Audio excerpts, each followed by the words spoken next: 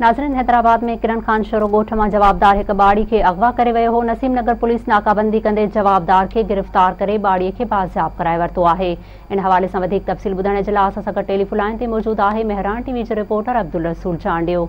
जी अब्दुलरसूल, तफ़सील ॿुधाइजो।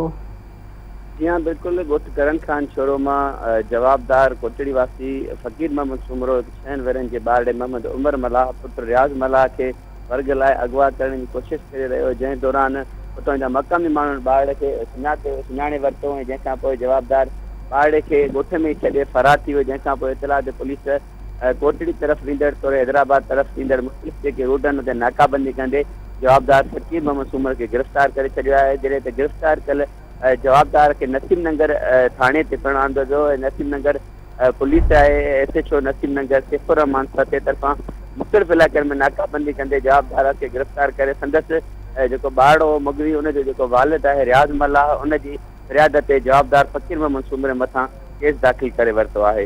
जॾहिं त ॿिए तरफ़ ॿारड़े जे वालिद सां असांजी ॻाल्हि ॿोल थी आहे। हुनजो चवणु आहे त नसीम नगर पुलिस ॾाढो चुस्तीअ जो मुज़ाहिरो कयो आहे। जॾहिं त जवाबदार खे गिरफ़्तार कयो वियो आहे।